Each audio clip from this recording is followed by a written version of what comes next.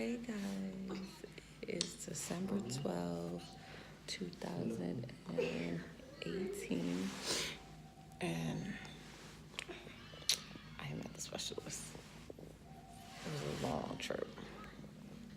The hubby and Casey is here, and we are just waiting to be called. I'm so tired, but I'll keep you guys posted on what they say. We're in Nuremberg, Germany. That's where the specialist was at. So quite a ways from our house, but all is well. Look at the fan bam.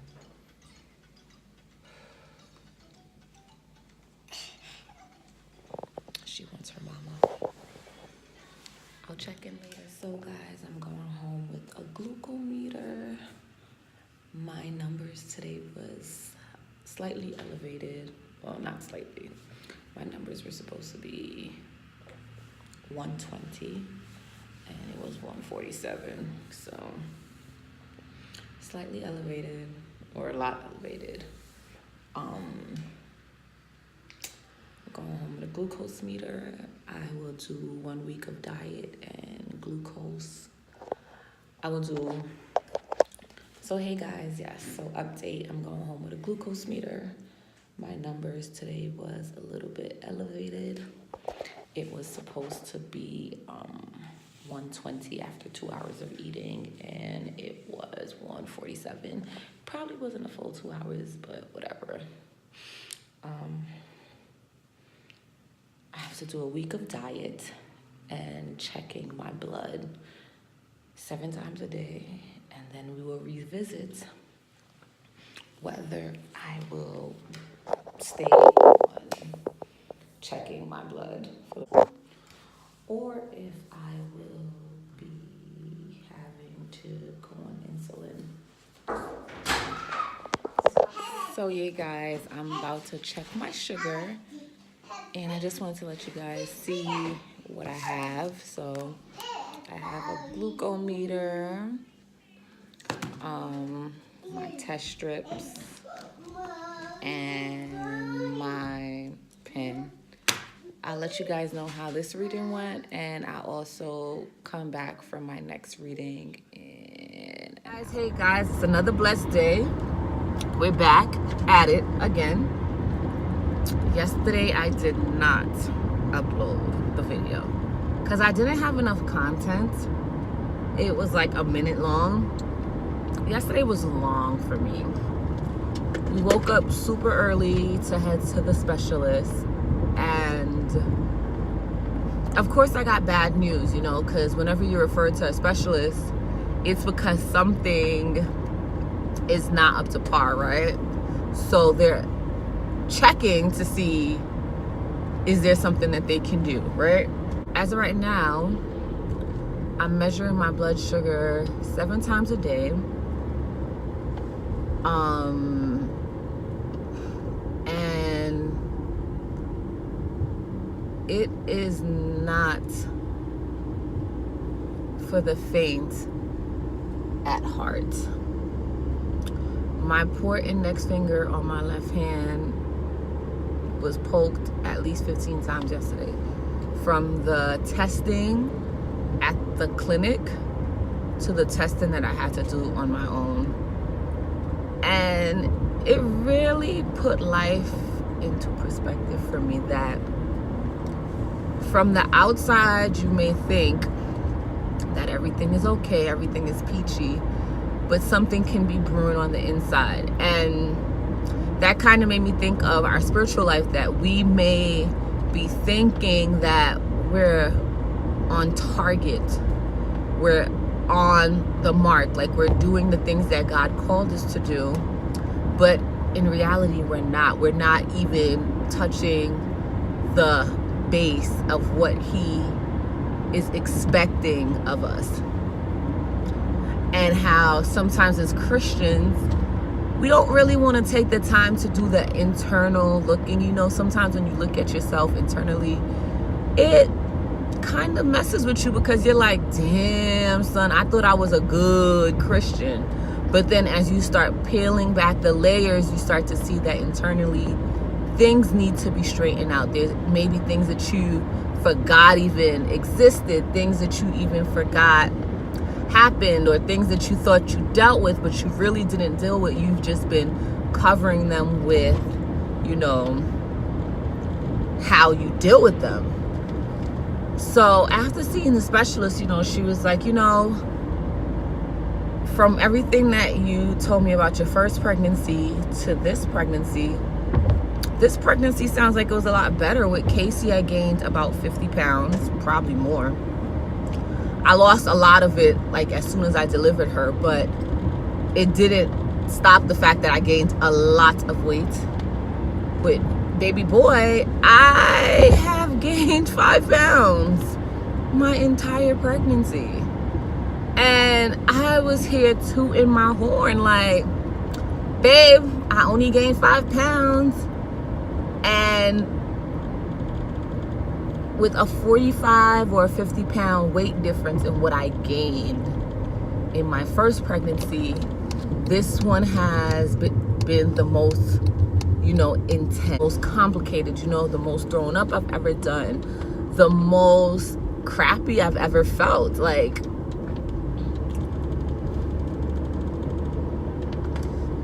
there were so many markers that proved that something was going to be fishy with this pregnancy as far as my health was concerned, because at one point I just couldn't eat because of the HG, and then I was extremely exhausted. Like, I couldn't get out the bed, and my husband would be like, babe, like, this is not even you, like, you can't even get out the bed. Like, guys, getting up, taking a shower, feeding Casey. By the time Q came home, it'll be 4:30 in the afternoon, and I'm going to bed for the night. Like, for the night. I'm waking up the next day. To one point, I became extremely thirsty. Like, all I was craving was ice cold water. And I kept telling myself, oh, that's because, you know, that's your safe drink. You don't really throw up the water. So I was drinking so much water, and realistically, those were all markers that, hey, your sugar may be acting a little wonky. I'm gonna give y'all a little backstory about me. When I was 21 years old, or was I 22? 22, one of those two. 21 or 22, I was extremely young. I passed out at work. It was when I first started working for TSA. I passed out in the bathroom, and I was found by a worker. By the time they got me to the hospital, I was told that I was hypoglycemic, meaning that my sugar levels could not stay up. So I was told to always have candy, drink orange juice in the morning, make sure that I'm eating enough, you know, sugar to keep my sugar levels up, because it was just bad. Like, my sugar was dropping consistently, like for a week straight. Like, they couldn't regulate it. Long story short, the reason why I was diagnosed with gestational diabetes is because I cannot seem for the life of me to get my numbers, as far as my fasting numbers go, to be normal. So give me the sugar drink, give me that nasty solution, I drink it, my body breaks it down relatively good. Those numbers were on point. Test me when I first wake up, and my numbers cannot be stabilized for a while. Long story short, the numbers that are problematic are my fasting numbers. They're too high. What my liver is doing is it's signaling to my pancreas that, hey, she doesn't have enough sugar when she's sleeping. So what I need you to do is pump her with insulin, or pump her with sugar, or pump her with glucose, or whatever you have in your reserves for her. When that's done, I wake up now, and a fasting number should be like 80, Mine's is like, the one that caused me to fail the test was 94, which is really only 2 points over the range for pregnant women. Tested today and it was 112 when I woke up. That's definitely not a good sign. That's not good. And I'm trying to do everything in my power not to end up with insulin because I don't want to get induced. I want to, I want to have my natural birth. I want to stick to my birth plan. I want to stick to how I want to have my son. So I don't want to get induced. But if I can't control my numbers for the next week before I go back to see my specialist, that's the next treatment plan. Because right now I am on a diet. And it seems like the diet is not working because she recommended that I eat something right before I go to sleep. And I'm not usually hungry, but the truth of the matter is I eat dinner around like 5:36 and I go to sleep around 9:30 and I wake up at 7. So I need to eat something in between that time. And guys, I'm open for suggestions. If you had gestational diabetes and you were able to maintain it and keep it under control with just diet, let me know what you did. If you're diabetic even and you're maintaining your sugar levels with just diet, let me know what you did because I am really interested. So guys, I'm back. I made it all the way to the nail shop. I'll stay right here. I made it all the way to the nail shop and literally, I should have went over because these people gonna piss me off. Like no indication what's up what they're doing in these streets. So guys, I made it to the nail shop and 9:59, nobody's there. All right, Razia, you're pregnant. They take super long to do nails. Go and use the bathroom. This is what myself is telling myself. Go use the bathroom. I get back to the nail shop 10:04 now because there's no bathroom in the nail shop. So I couldn't even wait until they got there to use it. I had to go in the mall to use it. Get back in the nail shop. Somebody's in all the chairs. Okay. I woke up to the guy that speaks English. I'm like, I'm here for a 10 o'clock appointment. He was like, he looks at the time. He sees it's 10:04. He's like, give me a minute. Okay, not a problem. I'm gonna give you a minute. More like I'm gonna give you 5 minutes, 10 minutes, because I have to get back to pick up Casey at a certain time. Which is why I took the first appointment of the day. I'm assuming he's gonna do to me what I've seen him do in the past. Like he'll take your color off and then he'll send you to sit down and the person who has the appointment get their nails done. Nope. He just looking at me. So now it's 10:15. I'm like, hey, what about me? I have a 10 o'clock appointment. I have to be out of here by 11 o'clock the latest. He's like, ma'am, you got here at 10:15. Sir, I'm the only black person here. So I know, you know, I ain't get here at 10:15. Right? I know you know I did not just walk in here and start speaking to you. I know that you know that I've been here. So I'm like, you know what? He's like, you gotta wait until I'm done her whole nails. I'm not waiting an hour because I don't got an hour to wait. I decided to just go sit outside, which I should have took a brisk walk to help my sugar numbers because this morning I was really like over it and I wanted juice. So I took a little sip of juice. Long story short, I took my numbers. They were through the roof. Guys, I have to now position myself in a way where I am being very serious about this whole diet thing and just drinking water, because I cannot put my son at risk and I cannot put myself at risk for diabetes after this pregnancy. And I don't want to be on insulin. Like I said, insulin leads to me having to potentially be induced at 37 weeks. And that's not something that I want. For some folks, that's what they want. They don't want to be pregnant the whole time. Me, I'm not one of them. I don't mind being pregnant the whole time because I'd rather a healthy baby that has everything in order, you know? Casey wasn't in the NICU, so one of my biggest fears is having to deal with a baby in the NICU or something like that. I just don't want to deal with that.